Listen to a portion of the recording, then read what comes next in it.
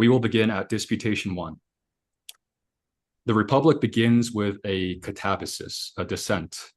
I went down to the Piraeus. Every reader of the book makes that descent with Socrates. In the summer of 1814, an old man and a young republic made it too, and he did not enjoy the trip. Jefferson wrote to Adams that he had, quote, amused himself with reading seriously Plato's Republic. He asks how it could have been that the world should have so long consented to give reputation to such nonsense, and he complains of, quote, the whimsies, the puerilities, and unintelligible jargon of this work.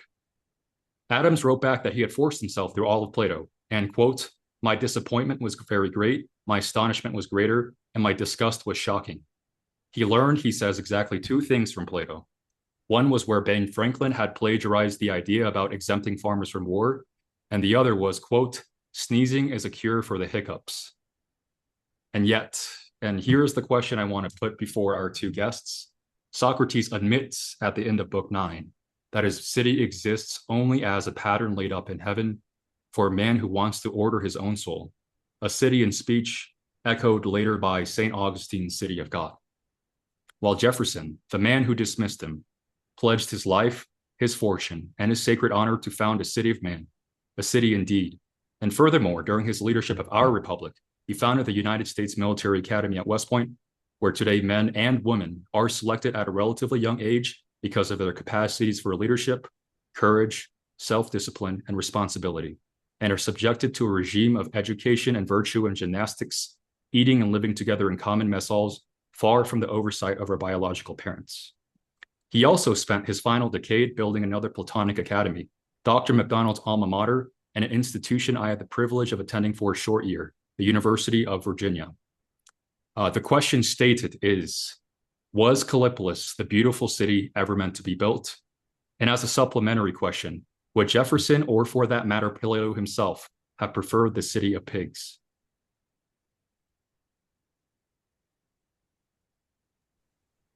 I mean, I feel like I should go first, Will, since I have to respond on behalf of Plato to all of these vicious attacks.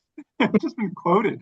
But before I do, and I promise I will, I want to say thank you to the Foundation Society, to Will and Gary. I know Dr. McDonald shares my sentiments that it is extraordinarily gratifying to see two of our favorite students come back and to put this together, and see so many other favorite students on the call, which is really great. I would love to run this just as a seminar and hear what everyone has been up to and thinking about, but I gather we're supposed to say things with some authority, so I guess we'll do that instead.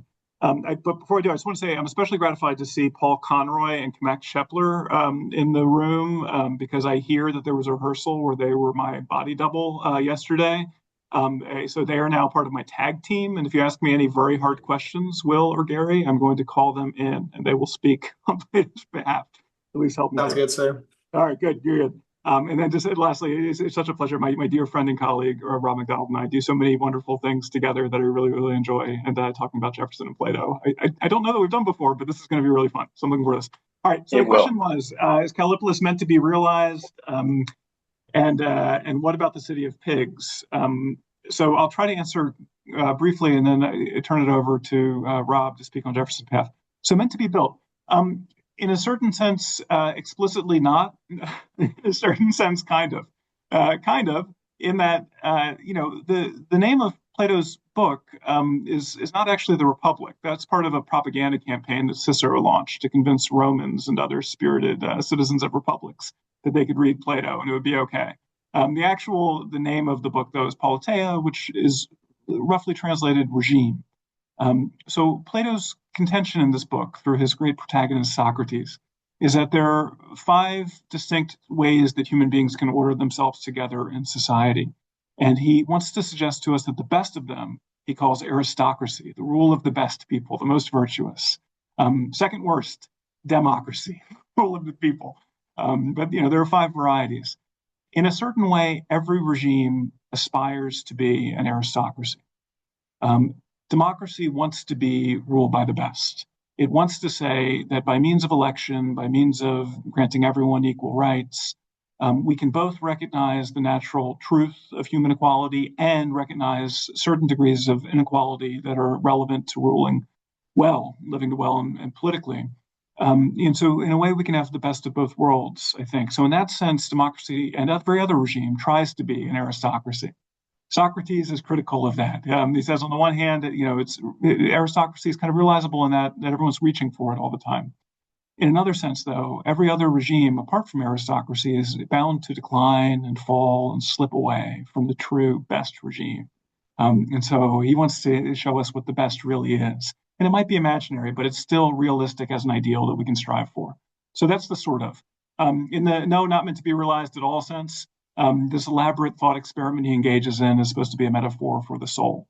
So even if it's the case that he doesn't persuade you that you can realize the best regime, I hope we have a chance to talk about all the strange institutions he recommends and whether or not they could be realized. But even if you don't believe that, right, you don't think that his political proposal makes sense, he wants to persuade you that your soul, what each of us individually is, myself, all of you, the way we are structured as human beings, points towards a kind of perfection that we can strive for individually and have a far greater chance of achieving than we can achieve perfection on the political level. So in that sense, yes, absolutely, he means it to be realized. Does he like the city of pigs? He does not like the city of pigs, I think. The city of pigs is a city he considers early on in the dialogue that's geared just towards human necessity. There's no philosophy in the city of pigs, and there's no meat eating. Those two go together. So he's in favor of meat eating and in favor of philosophy, and therefore is against the city of pigs. Over to you, Dr. McDonald. Sounds good. I don't know that I can top your analysis there, but I will point out that as we were discussing about 30 minutes ago over the phone, Jefferson didn't think much of Plato in both meanings of the word. He didn't think often about Plato, it seems, and he didn't have a high opinion of Plato, as the exchange with John Adams makes pretty clear. But he did think a lot about the unique opportunity that the founding generation had to not just inherit government that had been passed down to them, but to reinvent their government in small r Republican forms. And this occurred on the state level, this occurred on the national level. They invented, they reinvented. So they are definitely thinking broadly about these issues, and they are engaged in, I think, what they would describe as a pretty perilous, precarious, fragile experiment in self-government.